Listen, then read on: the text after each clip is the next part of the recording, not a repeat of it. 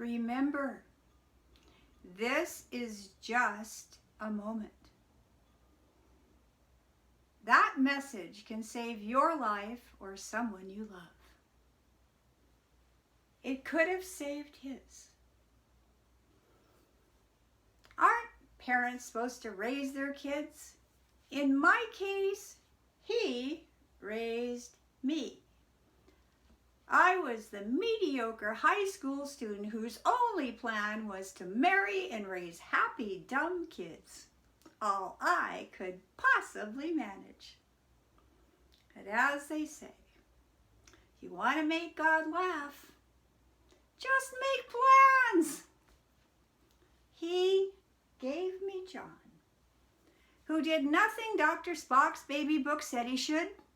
On his second birthday, he potty trained himself that day. A week later, I'm driving past a gas station and I hear Pipsqueak go, Ta-ex-a-co. Dr. Spock never said 2-year-olds read. Dr. Spock never met John.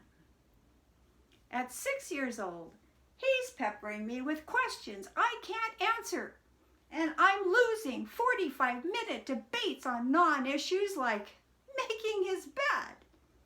To stay his mom, I gotta get smart fast, so I enter City College, I take 2 classes and wind up thrilled. John, guess what? I got an A+ and a B+. You got a B. He starts dancing around me while I'm curled in the fetal position on the couch, singing, Mom is a bee, Mom is a bee. And I'm like, that's right. He never got a B. And neither did I after that. Having a little in-house edge on board, and my terror of another humiliation like that, eventually forced this C mom to graduate with highest honors and then get a master's. Without him, none of that could happen, and I sure wouldn't be online before you today. Meanwhile, at 14, he's in calculus at the university, along with 250 much older, highly competitive STEM students, to walk with the top grade each of 3 quarters.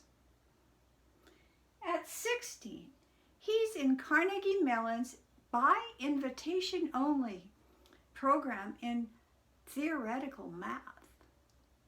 4 short years later, at just 21, this youngest of 33 highly select entrants is that program's lone survivor. We watch him walk first for his bachelor's, then minutes later for his master's, yes, and then more honors. Well, we laugh because we're like, everyone else must think him lost or just very confused. 2 years later, he's in a key position in Silicon Valley when his boss suddenly demotes him without explanation. John's sure he failed. Intolerable for the boy who never got a B. Out of control, lost and in crisis, unable to get past that moment, he killed himself. And this mother died with him, just as I was being licensed as a psychotherapist with the exact skills to possibly survive catastrophic loss. I become my first client, then begin, while grieving, go on a quest to find the true stories this mom obviously missed that took my incredible son to suicide. And sadly, I find them and start writing them down because they're still alive, doing to other wonderful youth just like John what they did to him. But one day, the writing stopped. My new hip implant was leaching cobalt into my tissues and bloodstream. My heart fibrillated, my hip burned, and I couldn't breathe. When I awoke from emergency surgery, the doctor was looking down, and he said, "Sorry, the cobalt has eaten out about 70% of your tissues and hips ligaments. You won't walk again." I was demolished all over again. And this psychotherapist, with all the skills and training to know better, just wanted out. Like, "John." But just then a thought hit. This is just a moment. Wait. Breathe. Through serial dislocations, hospitalizations, wheelchairs, walkers, and canes, every time I just wanted out. That thought brought me back to my writing and back to my feet. And because I survived,